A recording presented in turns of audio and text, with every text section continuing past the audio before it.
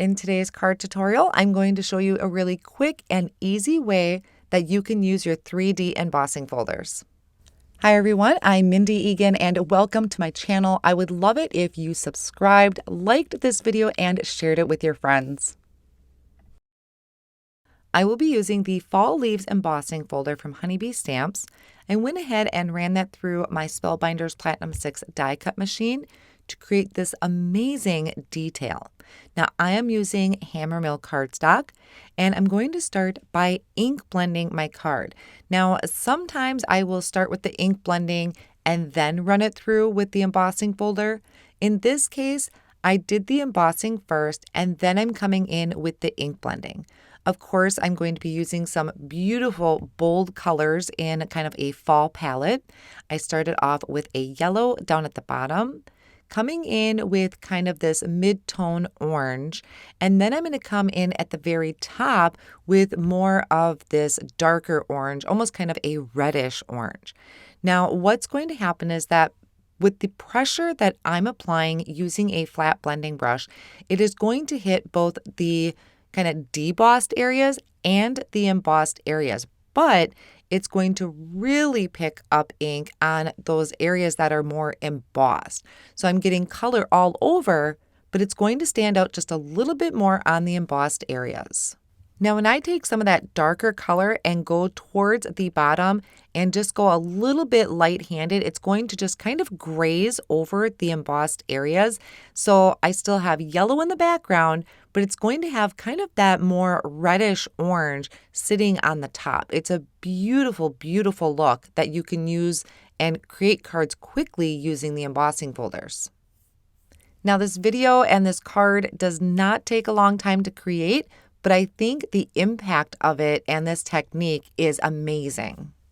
I took my card over to a box that I'm going to add some splatters to, so the box is catching my splatters. And to do that, I'm using Perfect Pearls in gold and white. They've kind of been sitting on my desk for the last few cards, and I thought they made a great addition to this background, especially that gold. It really just ties in beautifully with these fall colors. I'm going to be using a sentiment off of the Be Still stamp set. I'm just going to stamp this in white or on white cardstock using the Intense Black ink, and then I will use the coordinating die to die cut it out. I will also cut out about 2 or 3 more of those just to be able to layer the sentiment together. Off screen, I went ahead and die cut out the maple leaf. Now this one has been out for quite a while, but I thought it paired perfectly with my background. So I die cut the kind of backer panel from white and the top layer from a matte gold cardstock, so a really shiny gold cardstock. I layered my sentiment together using my liquid glue and my tweezers. And then for the detail area of the leaf, on the back of that, I just added dots of glue kind of around the edges and then down the center. So once I adhere that together and just kind of carefully press down to make sure it lines up really good, I'm going to place something heavy on that and let that sit for a minute or so that I make sure everything is adhered down really well. To attach this to the front of my card project, I am going to add some thin foam squares behind that maple leaf, and I'm going to remove the backing of those foam squares and add this to the front of the card. Now for the sentiment, I built up the dimension with cardstock, so I don't need to add any foam squares to that.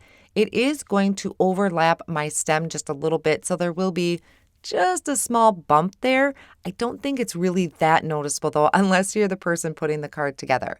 So I added liquid glue to that, put something heavy on there and let that sit. And that is going to finish off my card. Like I said, really quick and easy, but I think it has a huge impact, and embossing folders are just so versatile. You can do so many things with.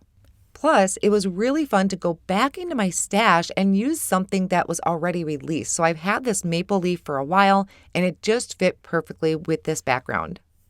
Hope you enjoyed this quick technique.